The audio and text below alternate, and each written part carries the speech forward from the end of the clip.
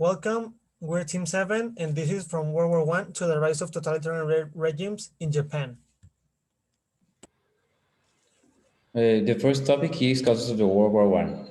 The main causes are an acronym for militarism with the M, and that it means like all countries have like a policy for having strong army for possible wars. A is for alliances, like agreements between countries to protect themselves. Imperialism as a I is like the competition for land, and an example is Africa. And finally, N for nationalism. It's like this pride or devotion to one's country. The World War One started as a small conflict between Serbia and Austria that became bigger with the assassination of Archduke Franz, that is from Russia, and it got expanded because all these countries of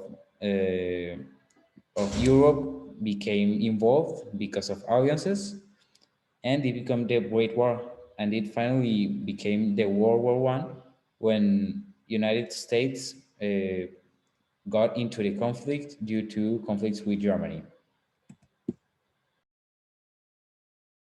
The Treaty of Versailles was a peace document that was signed in 1819, June 28, and had the objective of ending the World War I and was signed by the Allied and its alliance and by Germany. This Treaty of Versailles had very different decisions. However, the most known and important ones was, first of all, making Germany guilty of all the conflicts and problems caused by the First World War, and second, imposing harsh penalties and massive debts to the same country. The most affected nations by this Treaty of Versailles were the allies that were made by France, Great Britain, Italy, and Russia, and also United States a little bit later, and the Central Powers that were the Austro-Hungary nation, the Ottoman Empire, and Germany.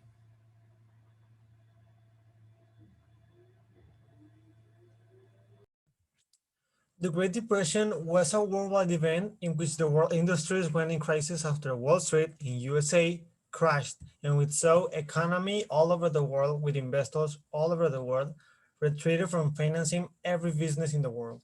So Japan did a great job recovering from this situation in the early 1930s, after a year or so of social desperation and devaluation of yen, their local coin, causing social and political instability.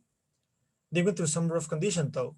For example, textile prices went down 50% and their agricultural value went down on 40%, causing them lots of money. Totalitarian regimes in Japan. Totalitarianism is a form of government where the whole power of the nation is given to a single person or to a group, and which are capable of making and of controlling every single aspect of the nation. Also, in this type of government, citizens are repressed and by the rulers and their forces. So Japan, during the 1930s, decided to change its governing into a totalitarian and a fascist government. The reason why there are two reasons: the Great Depression and the Treaty of Versailles. In the Depression, people started complaining and started feeling like nationalism, or started telling the government that they were the fault of all the economic problems that were happening in the country. And also during the Treaty of Versailles, many measures and punishment were given to Japan. So people started thinking that the Occidental powers didn't consider Japan as an equal nation or as an equal partner. So this caused also a wave of nationalism, and that started thinking that the best way to protect the country from many other attacks was creating a military dictatorship.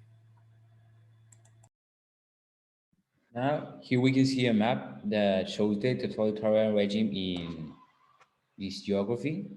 We can see the Japanese like territory in the orange color. You can see Korea, Tokyo. You can see all orange is part of Japan, and the part that is on yellow is the ones that are conquered by Japan. This caused a lot of conflicts, and it was due to the totalitarian regime of the government. Okay, this is how Japan went from democracy to an empire. Treaty of Versailles caused Emperor Hirohito to roast to power, bringing militarism and nationalism to Japan, and with him to start the regime in the country.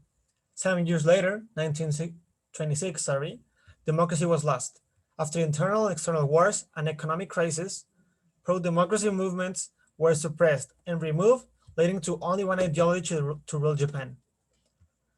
6 years later, 1932, the assassination of two prime ministers consecutively by army officers caused the people to lost faith in democracy. They were scared and upset with the because they lost their two leaders one after another. So that's when they decided to accept the empire.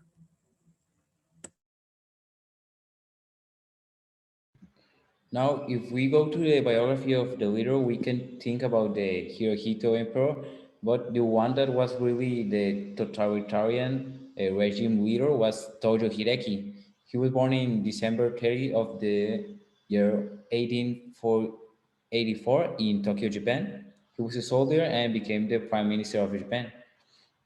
He started rising in power around 1928 when he became the commander of the 1st Infantry Regiment, and started scaling between positions until 1941, where he finally reached his position of prime minister, succeeding Konoe and starting the new order of Asia. He was known for being really aggressive and like really totalitarian. And his government started losing power in 1944 when the Mariana Islands were invaded by the Allies. In So he was replaced by Konoe as the prime minister, and in 1945 he attempted suicide, shooting himself in the head. But surprisingly, he survived. But then 3 years later, him along some other um, Yeah, crew members, teammates. leaders, crewmates, and leaders were executed for war crimes of the World War One in December 23 of 1948, Tokyo.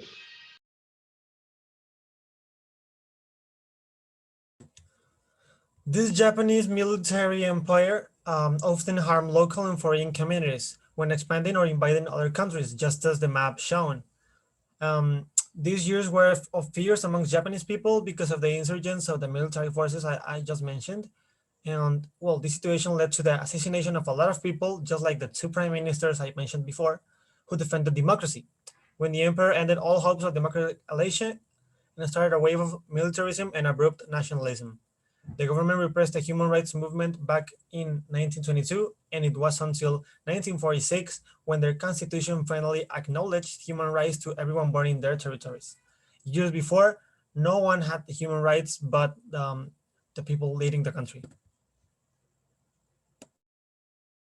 And finally are our references. And so thank you very much for all your attention.